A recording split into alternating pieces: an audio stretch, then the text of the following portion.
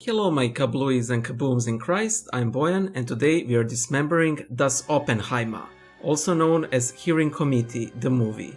Inside of you there are two hearing committees, one black and white and other in full color, and their child is this feature you have before you. The movie deals with the one true victim of the A-bomb, Dr. J. Robert Oppenheimer, the head of the Manhattan Project. Of course, there will be a lot of spoilers before we move on. There was this tweet saying that this specific image is probably the only screenshot of the whale, and the same holds true of this image of Oppenheimer. And it is so endlessly memeable. Mr. Lucifer, sir, it turns out we cannot rebel against God and stay in heaven. Classic.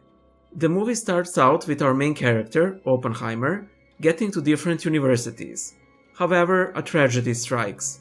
A new field of science has been discovered, quantum physics, which is like physics, except it doesn't obey mathematics and is magical. Very early on, there is a sex scene, because if there's anything that an Oppenheimer movie needed, it's a sex scene. Please don't let this producer produce The Little Prince or The Diary of Anne Frank. When I go to see a 3-hour movie about the man who invented the bomb, I want it to be rated G for general audiences. A friend of mine said that Nolan just can't help himself but make movies that don't follow a neat chronological order. Of course, I would never say it because I don't know any celebrities. I only know that Nolan is a movie director, or a movie producer. I have no clue how these two things are differentiated.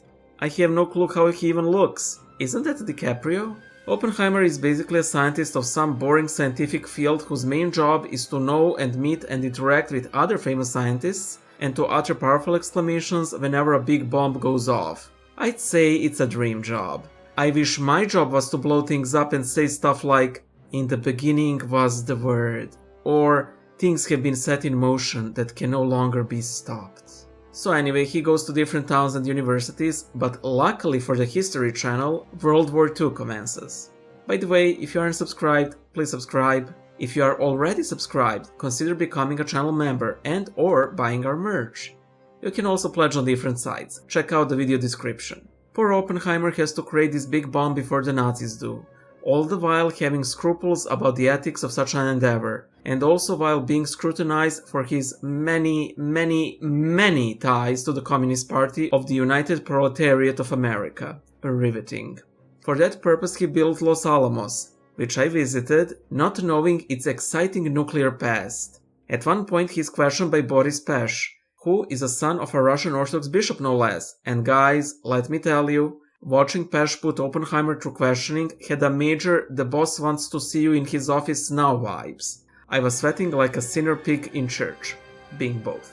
Anywho, they build a bomb, drop it on the Japanese, Oppenheimer is sort of feeling guilty, those hearings drag on, one is about his security clearance, essentially a kangaroo court, the other about his former boss trying to get into the Senate. And guess who ultimately organized the kangaroo court against Oppenheimer? Professor Quirrell, I mean his boss. What a twist. Directed by M. Night Shyamalan. When Oppenheimer sees Einstein for the last time, does he really see him, as in he's alive, or is Einstein more like Mufasa? Oppenheimer is eventually vindicated of his communist ties, his archenemy gets horribly embarrassed before the entire press, there is a big reunion soiree at the president's palace, Oppenheimer gets, "I guess you're kinda okay" medal, and the movie ends.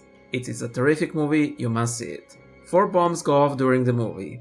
Trinity, bombs dropped on Hiroshima and Nagasaki, and Oppenheimer's wife Kitty during the hearing. Cillian Murphy plays Oppenheimer, his only other notable roles being a part of this tweet and also playing this French guy.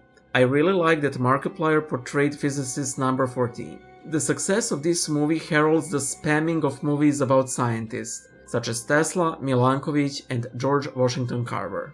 Thank you patrons and donors on Patreon, Ko-fi and Subscribestar, as well as channel members, for making this essential video possible.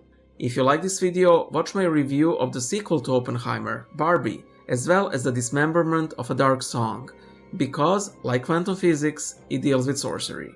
Bye!